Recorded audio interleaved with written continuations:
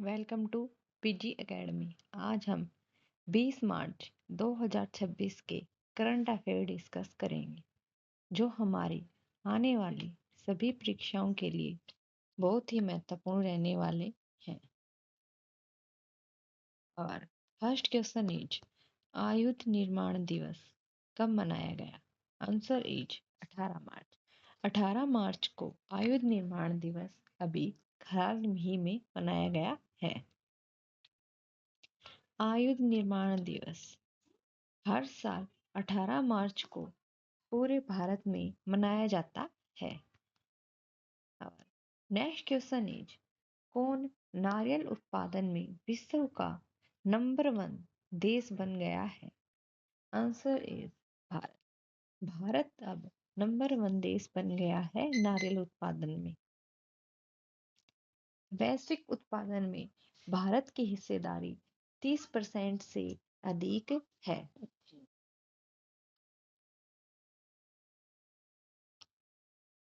और next question is किस देश का मेट्रो नेटवर्क दुनिया का तीसरा सबसे बड़ा मेट्रो नेटवर्क बन गया है? Answer is Bharat. भारत का मेट्रो नेटवर्क दुनिया का तीसरा सबसे बड़ा मेट्रो नेटवर्क बन गया है। और नेक्स्ट क्वेश्चन इज एशिया के सबसे बड़े ट्यूलिप गार्डन का उद्घाटन कहाँ किया गया है? Answer is Srinagar. श्रीनगर में हाल ही में ट्यूलिप गार्डन का उद्घाटन किया गया है जो एशिया का सबसे बड़ा ट्यूलिप गार्डन है। जम्मू और कश्मीर के मुख्यमंत्री उमर अब्दुल्ला ने 16 मार्च को आगंतुकों के लिए श्रीनगर ट्यूलिप गार्डन का उद्घाटन किया। अब नेक्स्ट क्वेश्चन है किस राज्य में Shri Guru Tegh Bahadur world class university विधेयक 2026 पारित हुआ? Answer is Punjab. पंजाब में हुआ है। पंजाब विधानसभा ने सर्वसम्मति से Shri Guru Tegh Bahadur world class university bill 2026 को पारित कर दिया है। यह नई यूनिवर्सिटी श्री आनंदपुर साहिब में स्थापित की जाएगी। कैपिटल चंडीगढ़। सीएम भगवत मान। गवर्नर गुलाब चंद कटारिया। लोकसभा की 13 सीट, राज्यसभा की 7 सीट और विधानसभा की 117 सीट पंजाब में है। पंजाब सरकार ने मेरी रसोई योजना शुरू की। Punjab state power corporation limited का डायरेक्टर कॉमर्शियल हरशरण कौर को नियुक्त किया गया। पंजाब में आदमपुर हवाई अड्डे का नाम बदलकर श्री गुरु रविदास महाराज जी हवाई अड्डा रखा गया। मुफ्त कैशलेस स्वास्थ्य सेवा प्रदान करने के लिए पंजाब में मुख्यमंत्री सेहत योजना शुरू की गई। पंजाब की पहली डोंग सेंचुरी लुधियाना में शुरू हुई। पंजाबी सिंगर काका ने महिलाओं की सुरक्षा को मजबूत करने हेतु फ्रेंडो ऐप लॉन्च किया। और next question is the music academy Chennai द्वारा प्रतिष्ठित संगीत कला निधि पुरस्कार 2026 के लिए किसे चुना गया है? आंसर इज जयंती कुमारेस को हाल ही में चुना गया है। प्रसिद्ध वीणा वादक जयंती कुमारेस को चेन्नई स्थित दी म्यूजिक एकेडमी द्वारा प्रतिष्ठित संगीत कला निधि पुरस्कार के लिए चुना गया है। यह सम्मान कर्नाटक संगीत के क्षेत्र का सबसे प्रतिष्ठित पुरस्कार माना जाता है। Recent awards and honours. France का सेवियर पुरस्कार थोटा थरानी को हाल ही में मिला। पेट्रियट ऑफ द ईयर पुरस्कार मेलेनिया को। ट्रंप विश्व शांति एवं सुरक्षा नेता पुरस्कार 2025 श्री श्री रविशंकर। बुकर पुरस्कार 2026 David Szalay. 2025 young champion of the award जिनाली। मोदी दादा साहेब फाल्के अवार्ड 2023 मोहनलाल। मरणोपरांत PV Narasimha Rao award doctor Manmohan Singh. Saraswati Samman 2025 Badresh Das. Abel पुरस्कार 2025 मासाकी कासीवारा। 59वीं ज्ञानपीठ अवार्ड 2025 विनोद कुमार शुक्ल। 2025 का स्टॉकहोम जल पुरस्कार गुडर बलोसब। संगीता कला निधि पुरस्कार 2025 आर के रामकुमार। ज्ञानपीठ सम्मान 2025 वेरा मुथु को मिला। हिंदी भाषा के लिए साहित्य अकादमी पुरस्कार 2025 ममता कालिया को हाल ही में मिला है। अंग्रेजी में नवतेज सरना और उर्दू में प्रीतपाल सिंह बेताब साहित्य अकादमी पुरस्कार 2025 दिया गया। इसे सिटी यूनियन बैंक का प्राथमिक ब्रांड एम्बेसडर नियुक्त किया गया है। आंसर इज जसप्रीत बुमराह को सिटी यूनियन बैंक का ब्रांड एम्बेसडर नियुक्त किया गया है। सॉरी रविंद्र जडेजा को किया गया है। रविंद्र जडेजा को हाल ही में यूनियन बैंक का ब्रांड एम्बेसडर नियुक्त किया गया है।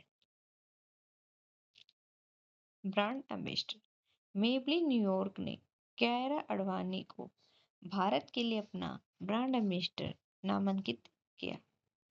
यूनिक्लो ने भारत के लिए अपना ब्रांड एम्बेसडर जसप्रीत बुमराह को किया। महेंद्र सिंह धोनी बजाज पुणे ग्रैंड टूर 2026 के गुडविल एम्बेसडर बने। न्यू बैलेंस का पहला भारतीय एम्बेसडर जानवी कपूर को नियुक्त किया गया है। पारादीप फॉस्फेट्स ने राहुल द्रविड़ को ब्रांड एम्बेसडर बनाया। केंद्रीय स्वास्थ्य एवं परिवार कल्याण मंत्रालय का पहला मानसिक स्वास्थ्य राजदूत दीपिका पादुकोण को नियुक्त किया गया। संजू सैमसन को इंग्लिश प्रीमियर लीग का आधिकारिक एम्बेसडर नियुक्त किया गया। शुभांशु शुक्ला को विकसित भारत बिल्डथॉन 2025 का ब्रांड एम्बेसडर बनाया गया। एसबीआई जनरल इंश्योरेंस का ब्रांड एम्बेसडर पंकज त्रिपाठी को बनाया गया है। दिव्यांग शक्ति योजना किस राज्य में शुरू की गई? Answer is Andhra Pradesh. आंध्र प्रदेश में दिव्यांग शक्ति योजना शुरू की गई है। Andhra Pradesh capital Amaravati. CM N Chandra Babu Naidu. Governor justice Abdul Nazeer. दुनिया का पहला autonomous maritime ship building and system centre Andhra Pradesh में होगा। इंसान जानवर संघर्ष को सुलझाने के लिए आंध्र प्रदेश में प्रोजेक्ट हनुमान लॉन्च किया गया। NIELIT अमरावती में भारत का पहला क्वांटम और AI विश्वविद्यालय बनाएगा। आंध्र प्रदेश को भारत की सबसे बड़ी 28,175 करोड़ की लिथियम बैटरी गीगा फैक्ट्री मिली। मध्यकालीन तेलुगु शिलालेख की खोज आंध्र प्रदेश में की गई है। ऑपरेशन स्टाइपस के तहत वैश्यक नरबाग को आंध्र प्रदेश के पापीकोंडा नेशनल पार्क में छोड़ा गया। आंध्र प्रदेश सरकार ने विधायकों के लिए AI आधारित डिजिटल उपस्थिति प्रणाली शुरू की।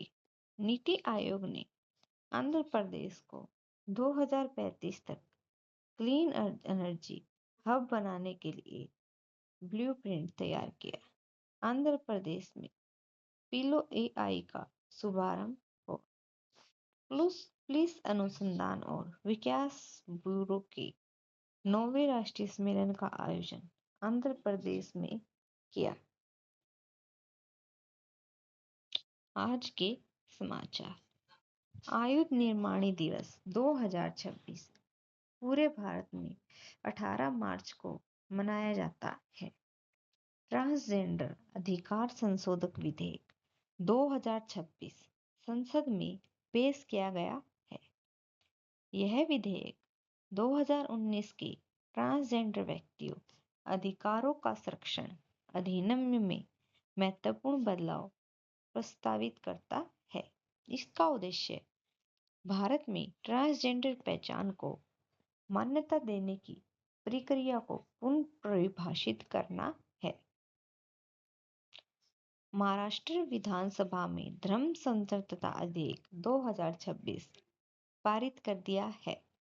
इस विधेयक का उद्देश्य राज्य में जबरन धार्मिक धर्मांतरण को रोकना है। यह बिल 22 वोट से पारित हुआ और इसमें जबरन धोखे, लालच या विवाह के माध्यम से किए जाने वाले धर्मांतरण पर कड़ी सजा का प्रावधान किया गया है। सुप्रीम कोर्ट ने दत्तक गोद लेने वाली माताओं के लिए मातृत्व अवकाश पर लगी उम्र सीमा को असंवैधानिक घोषित करने के देते हुए हटा दिया है। अदालत ने कहा कि अब सभी दत्तक माताओं को बच्चे की उम्र की परवाह किए बिना 12 सप्ताह का मातृत्व अवकाश मिलेगा। Thank you. Do like, share and subscribe PG Academy।